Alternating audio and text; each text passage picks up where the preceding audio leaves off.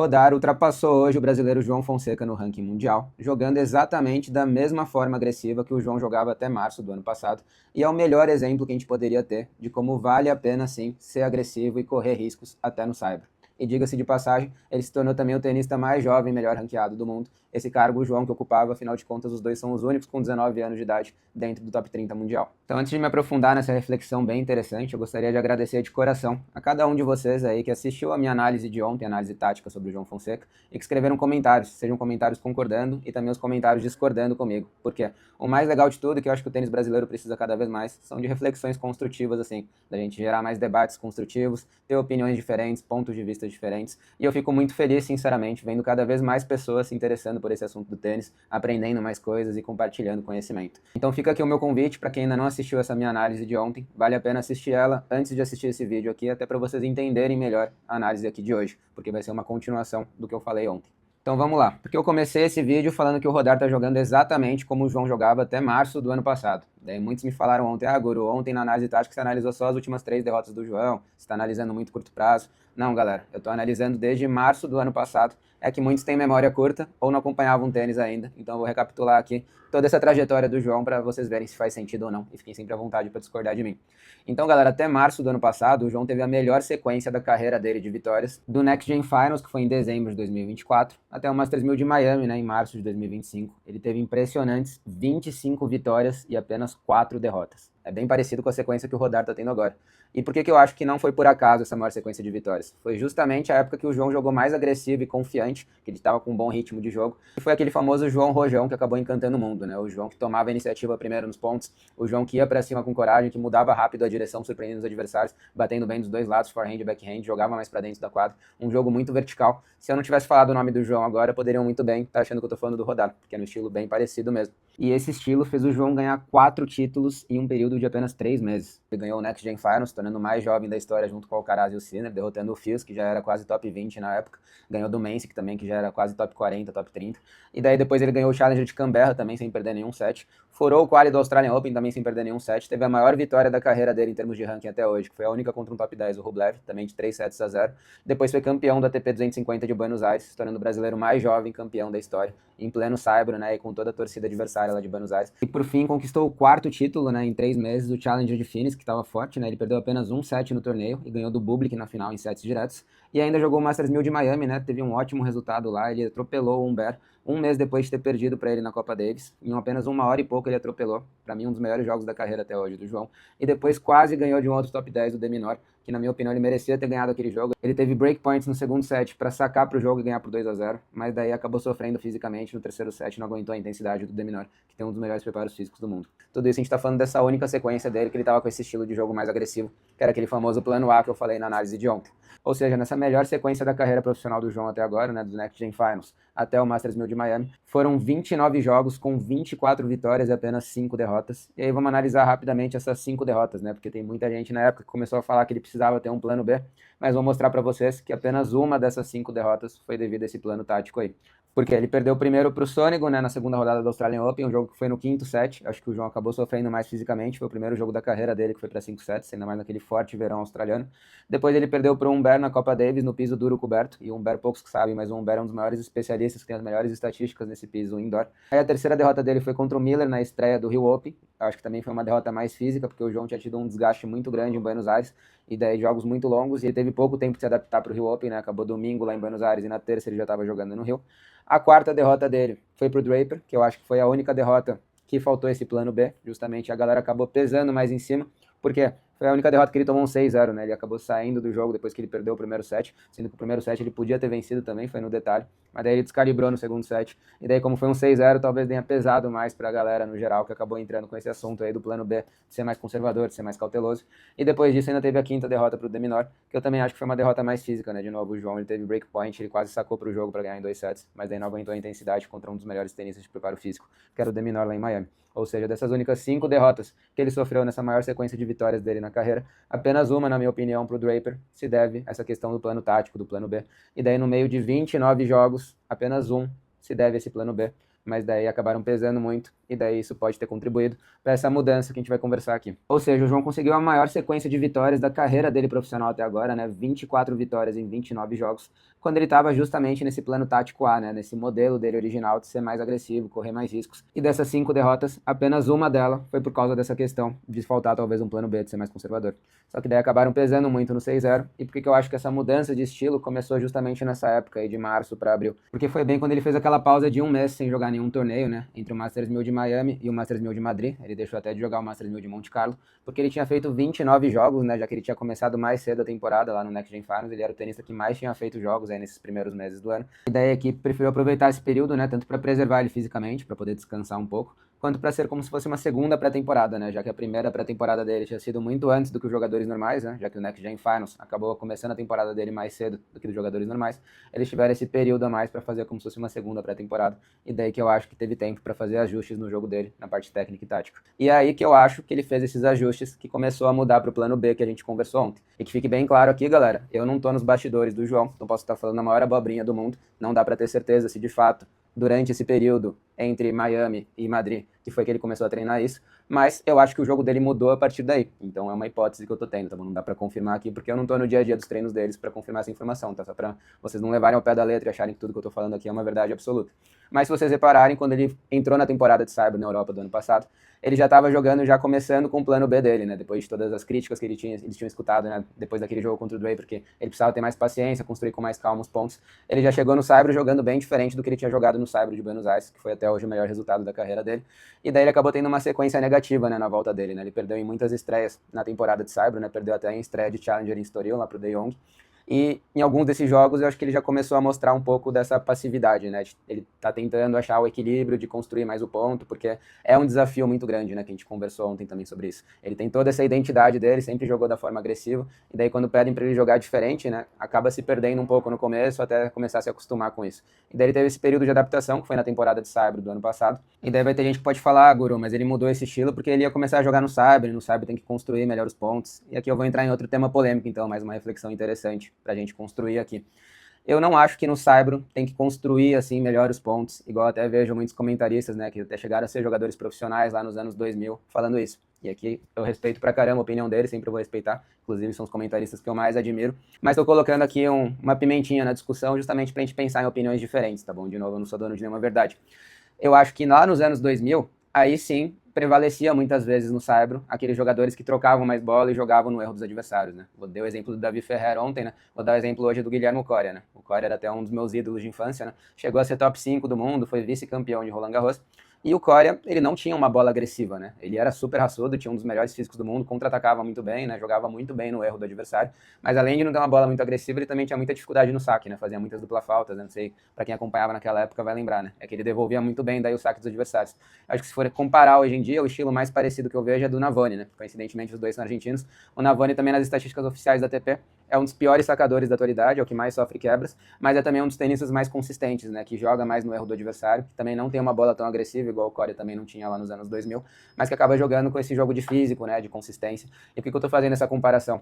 Pra gente tentar enxergar, né? Pelo menos na minha opinião, como o tênis mudou bastante dos anos 2000 para agora 2020, 2030, que a gente está chegando, justamente com o avanço da tecnologia, né, o avanço da medicina, da ciência esportiva, o tênis está ficando cada vez mais potente, né, mais rápido, e eu acho que os jogadores que se destacavam igual o Coria lá atrás, só entre aspas, né, várias aspas, só trocando bola e jogando no erro dos adversários, se pegasse o Coria hoje em dia, eu acho que talvez ele não seria top 5 do mundo, só com esse estilo de jogo de trocar bola e jogar no erro dos adversários. E por isso que eu fiz essa comparação com o Navone. Eu acho que o Navone é o mais próximo que daria para enxergar do Coria.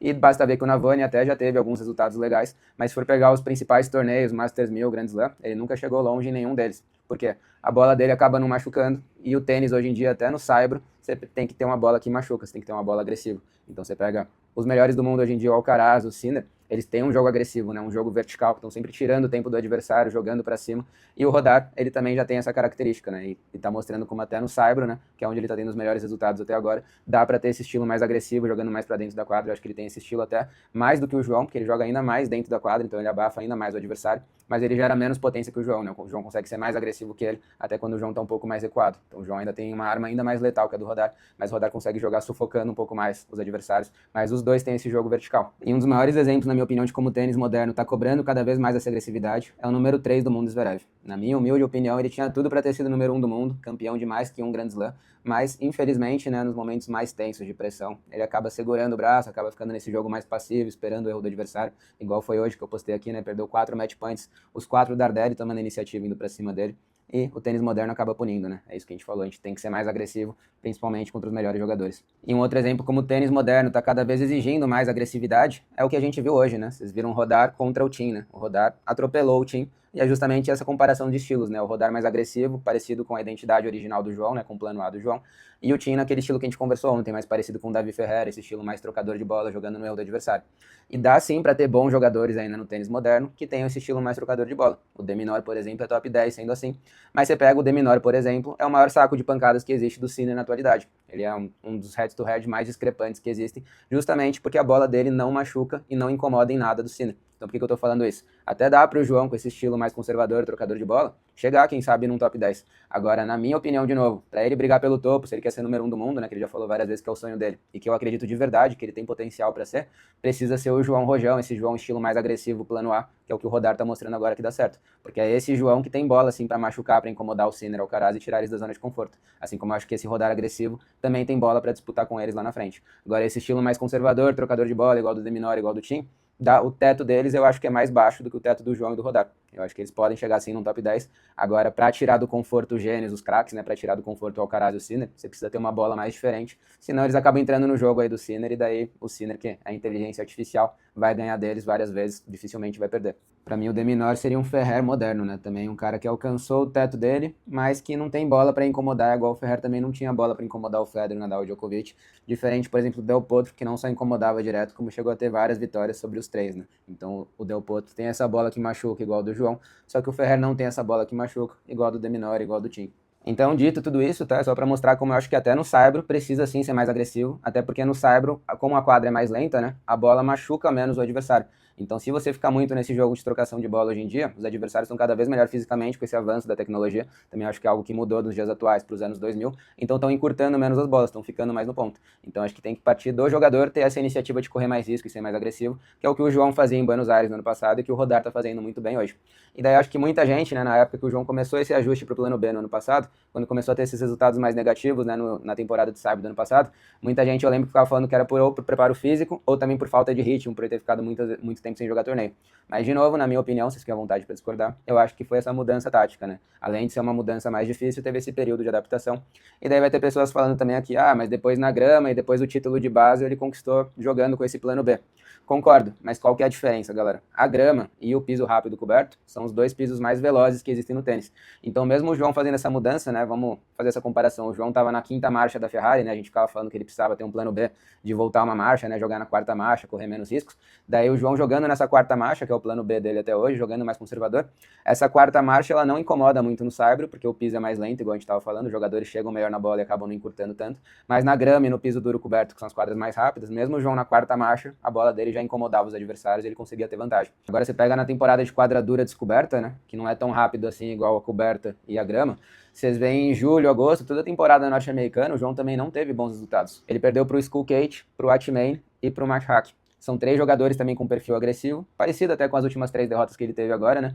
Que se fosse o João do Velho Testamento que a gente brincou ontem, naquele João que entubou o Rublev, eu acho que o João também teria condições de tomar a iniciativa e de ter sido mais agressivo contra esses 3 adversários. De novo, contra o Skulkate, contra o Atman e contra o Matt Hack. Então, mostra mais uma vez como até na quadra rápida descoberta, essa mudança para o plano B também dificultou mais para o João. E é por isso que a gente conversou tudo ontem sobre a importância do João ter sim esse plano B, tá? Eu acho que o João ele desenvolveu muito várias habilidades que vão deixar o jogo dele mais completo, né? Desenvolveu muito ao longo desse tempo a movimentação, né? A capacidade de defesa, de variação, de saber sofrer nos pontos, né? Mas eu acho que o plano A dele tem que ser agressividade, igual o Rodar faz hoje em dia, igual o João fazia até março do ano passado, que é a identidade dele desde os 11 anos de idade, igual eu mostrei o vídeo dele jogando cotoquinho ontem.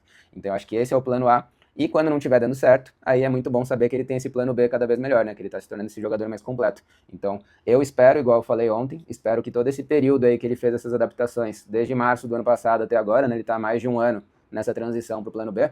Eu espero que seja só uma transição mesmo, que seja uma escolha tática, uma escolha da equipe, para ele ter passado todo esse período treinando e pondo em prática nos jogos, para ele desenvolvendo essas habilidades. Mas o que eu tenho medo é que a galera não enxergue isso como um período de adaptação, mas sim enxergue isso como uma mudança definitiva, né? Enxergue que o melhor estilo de jogo do João é esse do plano B, que o João precisa ser mais cauteloso o tempo todo, quando na verdade eu ainda acho que o estilo que vai dar mais resultados para ele e que o teto do João vai ser maior para brigar no topo é o estilo do plano A de ser mais agressivo. Esse estilo do plano B, se ele ficar sempre jogando com ele desde o início, eu acho que ele vai virar um D-menor, vai virar um team da vida que pode sim ser top 10, mas dificilmente vai ter jogo daí para incomodar os melhores do topo, o Sinner, Alcaraz. Então por isso que eu quis fazer essa comparação hoje com o Rodar também, que o Rodar tá mostrando mais uma vez como vale a pena sim ter esse estilo agressivo, correr riscos e ganhar os jogos mesmo cometendo mais erros não forçados com os adversários, que é o que o João fazia também. O João podia cometer muitos erros, mas ele sempre dava mais winners também, então acabava compensando. E se por acaso num jogo que ele tivesse mais errático e não tivesse dando certo os winners, aí sim tem esse plano B que ele tá evoluindo cada vez mais. Eu acho que tem que fazer essa virada de chave. Entrar primeiro com o plano A original, que é o que diferencia ele de todos os jogadores, e depois, se não estiver dando certo, ir pro plano B.